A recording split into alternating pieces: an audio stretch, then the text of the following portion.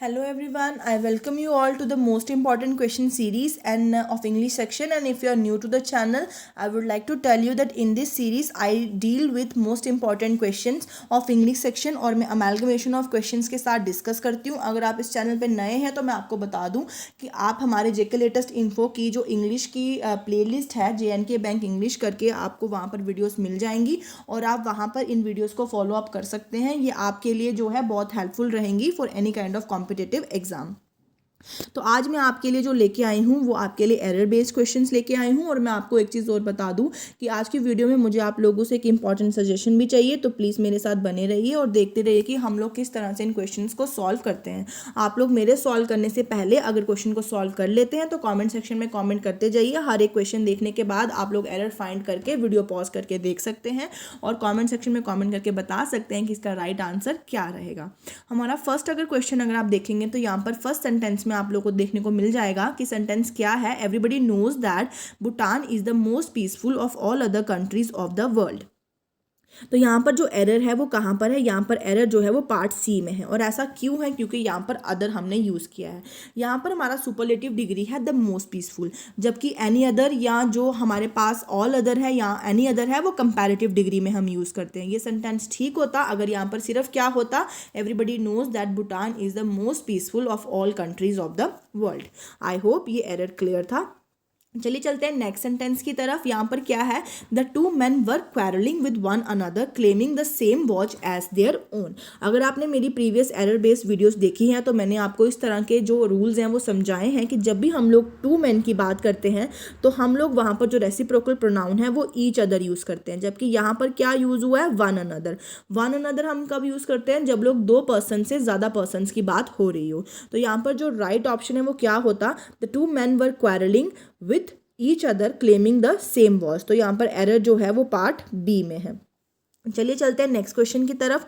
अगर आप next question की बात करें तो यहाँ पर क्वेश्चन में क्या बात हो रही है? थर्ड सेंटेंस को अगर आप देखें तो these kinds of clothes are rather expensive for me to buy. देख लीजिए यहाँ पर दीज यूज हुआ है यानी प्लूरल है.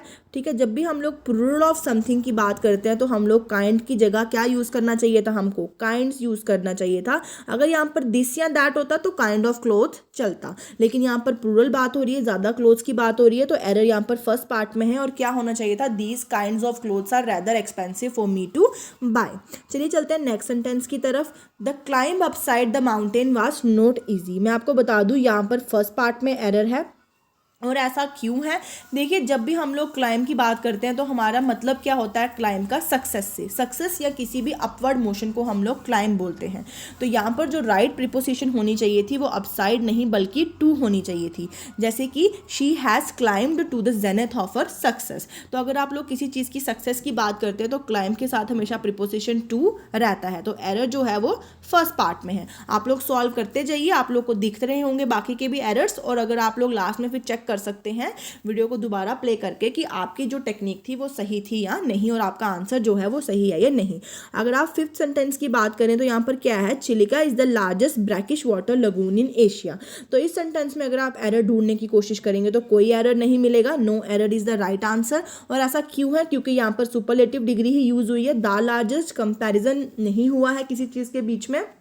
और बता दिया क्या है? That it is the largest brackish water lagoon in Asia. Six question में अगर आप देख लेंगे तो यहाँ पर आप लोग को दिख जाएगा कि अनलेस से हमारा सेंटेंस शुरू हो रहा है. और जब भी हमारा कोई भी सेंटेंस जो है वो अनटिल या अनलेस से स्टार्ट होता है तो उस केस में हमारे जो रूल्स हैं वो क्या होते हैं ये मैं आज आप लोग को यहाँ पर ही क्लियर कर दूंगी. पर इससे पहले मैं जानना चाहूँगी, मुझे कॉमेंट सेक्शन में कॉमेंट करके ज़रूर बताइए कि अनटिल और अनलेस को हम किन केसेस में यूज़ करते हैं और अनटिल और अनलेस की यूसेज में क्या डिफरेंस है. क्योंकि बच्चे बहुत कन्फ्यूज रहते हैं और अगर ऐसा है आपको भी कन्फ्यूजन है तो मैं अनटिल और अनलेस की यूसेज पे आपके लिए अलग से वीडियो जो है वो लेकर आ जाऊंगी. तो अगर आप इस एरर को देखेंगे, इस सेंटेंस को देखेंगे तो आपको दिखेगा यहाँ पर कि क्या सेंटेंस है? अनलेस यू डोंट ओबे your elders you will not succeed in your life. जब भी अनटिल या अनलेस से कोई भी सेंटेंस शुरू होता है तो हम उसके साथ साथ कोई भी नेगेटिव वर्ड यूज़ नहीं करते.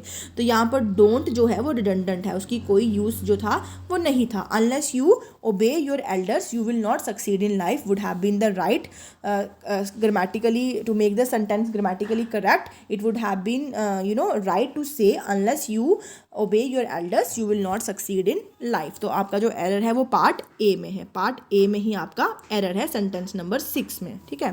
सेंटेंस नंबर 7 को देख लीजिए, यहाँ पर क्या है, hardly had I reach the exhibition where I learned about the major robbery. तो इस सेंटेंस में एरर कहाँ है ये आप मुझे कमेंट सेक्शन में कमेंट करके बताएंगे, ये आपका होमवर्क है। और हिंट आपका यही रहेगा कि ये कॉम्बिनेशन पर बेस्ड है, कंजंक्शन कॉम्बिनेशंस पर बेस्ड है कि हम लोग किस तरह का कॉम्बिनेशन पेयर किसके साथ यूज़ करते हैं। तो ये कंजंक्शन पेयर पर ही जो बेस्ड एरर है। तो आप मुझे कमेंट सेक्शन में कमेंट करके ज़रूर बताइए कि इसका क्या आंसर रहेगा। अगर आप 8 सेंटेंस की बात करेंगे तो यहाँ पर क्या है, no sooner did the sun rise when we resume the journey after having a hasty breakfast. तो यहाँ पर मैं आपको बता दूँ कि नो सूनर के साथ जो कंजक्शन पेयर है वो हमेशा दैन रहता है। तो यहाँ पर क्या होना चाहिए था, no sooner did the sun rise then we resumed the journey after having the hasty breakfast. तो एरर जो है वो पार्ट बी में है, पार्ट बी में ही आपका एरर जो है इस सेंटेंस में होगा। अगर आप नाइन्थ वाले सेंटेंस की बात करें तो वहाँ पर आप लोग क्या देखने को मिलेगा, यहाँ पर है my elder son deals with spare parts and manages his bread and butter. तो मैं आपको बता दूं कि प्रीपोजिशन की वजह से सेंटेंस का जो मीनिंग है वो बहुत चेंज हो जाता है। यहाँ पर डील्स विद है, जब हम डील्स विद की बात करते हैं तो डील्स विद आता है, डील्स विद का मतलब होता है हैंडल करना, किसी चीज़ को किसी इंसान को हैंडल करना।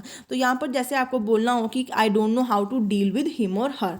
लेकिन अगर बात आ रही है किसकी, डील्स इन की, डील्स इन हम लोग यूज़ करते हैं शॉपिंग में, बिजनेस में, सेलिंग या बाइंग में। तो यहाँ पर बिजनेस की बात हो रही है, स्पेयर पार्ट्स एंड मैनेजर्स, इसीलिए यहाँ पर क्या आना चाहिए था, डील इन, ठीक है, डील इन आना चाहिए था, विद प्रीपोजिशन रॉन्ग है, यानी एरर आपके ए पार्ट में है। नेक्स्ट सेंटेंस को देख लीजिए, if you had told me earlier I will help you.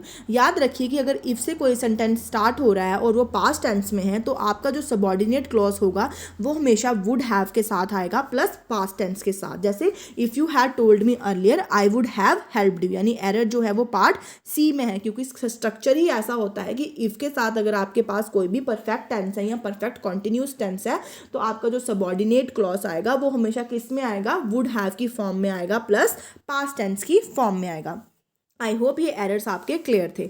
अब मैं आप लोग के साथ एक और बात करना चाहूँगी कि देखिए, जैसे कि हम लोग जानते हैं कि बहुत लिमिटेड टाइम जो है वो रह गया है, तो मैंने आप लोग के लिए एक जो टेक्निक है वो फ्रेम की है, जिसमें मैं आप लोगों के लिए जेके लेटेस्ट इन्फो की वेबसाइट पर एक टेस्ट बना के डाल दूँगी, पूरा जो 30 मार्क्स का रहेगा और 20 मिनट्स के टाइम फ्रेम में आपको उसको अटैम्प्ट करना है। जेन्युइनली स्टॉप वॉच लगाकर उसको अटैम्प्ट कीजिए, अपने स्कोर जो हैं उनको जेन्युइनली अपने पास रखिए, फिर उसी टेस्ट को मैं आप लोग के साथ वीडियो फॉर्म में सॉल्व करूँगी स्टॉप वॉच लगाकर, और आपको बताऊंगी कि कौन सा जो क्वेश्चन था आपको करना चाहिए था और कौन सा स्किप करना चाहिए था, ताकि आपके नेगेटिव मार्क्स नहीं आ जाए, क्योंकि इंग्लिश में हम लोग बहुत बार पूरा पेपर कर लेते हैं और हमारे मार्क्स जो है वो नेगेटिव में चले जाते हैं। चलिए चलते हैं स्पेलिंग चेक की तरफ। स्पेलिंग चेक आपके लिए मुश्किल हो सकते हैं अगर आपने वो वर्ड पहले कभी देखा ही ना हो, तो मैं आपको टेक्निक भी बताऊंगी कि आपको उस केस में क्या करना है। फिलहाल चलिए आपका फर्स्ट स्पेलिंग देखते हैं। यहाँ पर फर्स्ट स्पेलिंग है अंडुलेट का। अंडुलेट को प्रोनाउंस हम लोग अन से कर रहे हैं, तो यू एन आपको याद रखना चाहिए कि यू एन से ही सेंटेंस स्टार्ट होगा। जो भी ए एन से यूज़ हो रहा है उसको तो आप लोग काट लीजिए, उसको आप ऑब्सोलीट मानिए और बाकी दो ऑप्शंस को कंपेयर कर लीजिए। अंडुलीट है और एक जगह अंडुलेट है। अगर कभी सुना होगा, अंडुलेट का मतलब होता है वेवी, जिसमें स्टिफनेस नहीं होती, तो ऑप्शन बी आपका राइट ऑप्शन हो जाएगा। अगला आप नेक्स्ट सेंटेंस देखेंगे, नेक्स्ट वर्ड देखेंगे तो यहाँ पर है रेवलर्स। अगर आपको रेवलर्स का मतलब नहीं पता है तो रेवलर्स का मतलब होता है पार्टी लवर्स, ठीक है, पार्टी लवर्स को बोलते हैं, ठीक है, रेवलर्स। तो यहाँ पर जो करेक्ट ऑप्शन है वो ऑप्शन सी है, REVELERS, पार्टी लवर्स को हम लोग रेवलर्स बोलते हैं। तो यहाँ पे करेक्टली स्पेल्ड वर्ड जो है वो REVELERS, रेवलर्स है। ऑब्सेंस का मतलब होता है, देखो अब यहाँ पर देख लीजिए, ऑब्सेंस का मतलब होता है जब हम लोग किसी को ऑनर करते हैं या फिर किसी की रिस्पेक्ट करते हैं, ठीक है। मैं आपको एक चीज़ बता दूं कि ओबेसेंस में याद रखना है, इसको प्रोनाउंस करते हैं हम लोग ओबेसेंस। ओबेसेंस के लिए हमें एक ही आवाज़ आना ज़रूरी है, तो यहाँ पर तो ओबीसेंस है ना, तो ये तो दोनों कट स्टक ऑफ हो जाएंगे। ओबेसेंस के लिए EI की आवाज़ आना ज़रूरी है, यहाँ पर EI दोनों में है। अब कन्फ्यूजन एससी और सीई में होगी, जैसे प्रैक्टिस और प्रैक्टिस में अभी होती है। मैं आपको बता दूं, एससी वाला वर्ब फॉर्म होता है और सीई वाला आपका नाउन फॉर्म होता है। तो यहाँ पे नाउन फॉर्म की बात हो रही है, रिस्पेक्ट की बात हो रही है, ओबेसेंस की बात हो रही है, तो ऑप्शन बी आपका राइट ऑप्शन हो जाएगा। ठीक है, अगर आप फोर्थ वर्ड देखेंगे यहाँ पर है म्यूटिनियर्स। म्यूटिनियर्स वो होते हैं जो म्यूटिनी में पार्टिसिपेट करते हैं, रिबेलियन में पार्टिसिपेट करते हैं।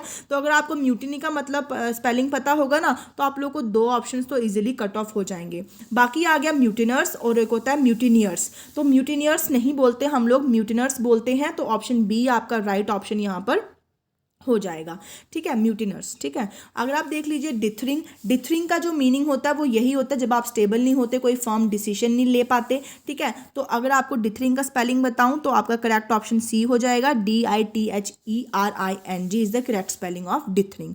थ्रॉटल में आपका कौन सा स्पेलिंग जो है, देखो थ्रॉटल्ड यहाँ पर बात हो रही है, पास्ट टेंस ऑफ थ्रॉटल की बात हो रही है। थ्रॉटल होता है किसी को चोक करना। ठीक है, यहाँ पर आप देख लीजिए जो थ्रॉटल है डबल टी वाला थ्रॉटल होता है, THR और TTLED, थ्रॉटल्ड। बिकॉज हम लोग कैसे प्रोनाउंस करते हैं, थ्रॉटल प्रोनाउंस करते हैं। ऑप्शन डी आपका राइट ऑप्शन हो जाएगा।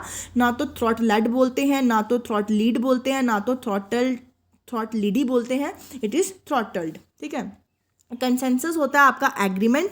तो कंसेंसस का जो राइट स्पेलिंग है उसमें एक ही एस रहता है, CONSENSUS, consensus. It is a right spelling of consensus. Reiterate होता है किसी चीज़ को बार बार बोलना। आप बता दीजिए मुझे इसमें कि रीइटरेट का जो ओरिजिनल स्पेलिंग है वो क्या रहेगा, बिना देखे बता दीजिए और फिर देख लीजिए कि आपका स्पेलिंग करेक्ट है या नहीं। ठीक है, अगर आप 9th देखें दैट इज कॉन्ट्यूजन। तो हम लोग बोल रहे हैं कॉन्ट्यूजन, तो कंट्यूजन वाले तो दो काट दीजिए, बाकी कंट्यूशन नहीं है, TION शन की आवाज़ देता है, हम लोग बोल रहे हैं कॉन्ट्यूजन। तो ऑप्शन नंबर ए आपका राइट ऑप्शन हो जाएगा। कैस्टिगेटेड, ठीक है, कैस्टिगेटेड अगर आप देखेंगे तो कैस्टिगेटेड का पास्ट टेंस है, कैस्टिगेट का पास्ट टेंस है कैस्टिगेटेड। तो यहाँ पर एड वाला तो ऑब्वियसली कैंसिल हो जाएगा। ठीक है, तो यहाँ पर कैस्टिगेटेड आ गया, ये कास्ट वाला। कैस्टी का मतलब ये वाला कास्टी है, CASTI कैस्टी। तो इसीलिए यहाँ पर सी ऑप्शन आपका राइट ऑप्शन हो जाएगा। अगर आपको अनॉय का स्पेलिंग आता होगा, ANNOY, तो ऑब्वियसली आपको मालूम चल जाएगा कि अनॉयंस का कौन सा स्पेलिंग रहेगा, दैट इज ANNOYANCE, अनॉयंस। ठीक है, चलिए चलते हैं 12th वर्ड की तरफ। पोसेसिव्स में हमेशा डबल एस आपका आता है 2 बार, ये चीज़ आपको याद रखनी है। तो यहाँ पर ऑप्शन सी आपका राइट ऑप्शन हो जाएगा, POSSESSES। ठीक है, अगला वर्ड है आपका अननर्विंग। आप इसको अननर्विंग बोलिए। ठीक है, आपको मालूम है EING वेइंग हो जाता है। ठीक है, और अननर्व द वर्ड इज अननर्व। अननर्व वर्ड होता है, अनअर्विंग कोई वर्ड नहीं होता, या यू नर्विंग कोई वर्ड नहीं होता। अननर्विंग होता है किसी चीज़ को अपसेट करना। ऑप्शन ए आपका राइट ऑप्शन हो जाएगा, अननर्विंग। ठीक है, रफल का मतलब होता है किसी चीज़ को जो है रिंकल्ड करना, और अनरफल का होता है स्मूथ और प्लेन करना। अगर आपको मालूम है कि रफल वर्ड है तो रैफल तो ऑब्वियसली जो है वो कैंसिल आउट हो जाएंगे, और रफल से आपको मालूम चल जाएगा कि ऑप्शन बी आपका राइट ऑप्शन है, UNRUFFLED, unruffled is the right spelling. ठीक है, बिरीविंग, बिरीविंग का जो आपको मैं बता दूं कि बिरीविंग का मतलब होता है कि to deprive someone of something. तो बिरीविंग का जो राइट स्पेलिंग है, देखो बिरीविंग मैं बोलती हूँ, एइंग तो मैं नहीं बोल रही हूँ ना, बिरीविंग बोल रही हूँ, तो दैट इज BEREAVING। ठीक है, बिरेविंग। ठीक है, बिरेविंग का ये स्पेलिंग रहता है। डेलिजेंस का राइट स्पेलिंग क्या होगा, बहुत बार ये पेपर में पूछा जाता है, ये आप मुझे कमेंट सेक्शन में कमेंट करके बताएंगे। इलिसिटली होता है इलीगली कोई काम करना। तो इलिसिटली का अगर आपको इलिसिट का स्पेलिंग आता होगा कि ELLICIT इलिसिट का स्पेलिंग होता तो LY इलिसिटली। तो ऑप्शन बी आपका राइट ऑप्शन हो जाएगा। ब्रुटालिटी का जो स्पेलिंग है वो बेसिकली क्या रहेगा, BRUTALITY। ऑप्शन बी आपका जो राइट ऑप्शन रहेगा, ब्रुटालिटी के स्पेलिंग जो है BRUTALITY रहेंगे। सारे के सारे क्वेश्चन कहीं ना कहीं पूछे गए हैं या फिर कंफ्यूजिंग है, इसीलिए मैंने इस मोस्ट इंपॉर्टेंट क्वेश्चन सीरीज में डाले हैं, आपके लिए ज़रूर हेल्पफुल रहेंगे। जक्स्टापोज का मतलब होता है किसी चीज़ को आमने सामने रखना, most probably to make comparison. तो जक्स्टापोज का जो राइट आपका स्पेलिंग है वो JUXTAPOSE, यानी ऑप्शन नंबर सी है। अगर देखिए आगे जो लास्ट आपका क्वेश्चन है दैट इज फ्रॉथियस्ट। देखो फ्रॉथियस्ट का जो मतलब होता है दैट इज जो सबसे ज़्यादा सुपरलेटिव डिग्री ऑफ फ्रॉथ, जिसमें बहुत ज़्यादा फ्रॉथ बनता हो। तो मैं आपको बता दूं कि EIST और IEST में सुपरलेटिव डिग्री हम लोग IEST के लिए बोलते हैं। जब हम सुपरलेटिव डिग्री यूज़ करते हैं तो हम लोग IEST यूज़ करते हैं। तो यहाँ पर आपका जो राइट ऑप्शन है वो ऑप्शन नंबर डी रहेगा, फ्रॉथियस्ट। तो आई होप आज की वीडियो आपके लिए हेल्पफुल थी, ठीक है। Thank you for joining me. और आप लोग प्लीज़ मुझे कमेंट सेक्शन में कमेंट करके बता दीजिए कि अगर आप लोग रेडी है इस तरह का कोई टेस्ट देने के लिए, तो आप लोग मुझे कमेंट सेक्शन में कमेंट करके बता दीजिए। हम जल्दी आप लोगों के लिए वो टेस्ट अपलोड कर देंगे 1-2 दिन में, और 1-2 दिन में आपकी वीडियो भी आ जाएगी जिसमें मैं आपको करेक्ट टेक्निक बता दूंगी उस तरह के पेपर को, उस पर्टिकुलर सेक्शन को अटेम्प्ट करने की। I hope the video was helpful. Keep learning, keep sharing and keep supporting.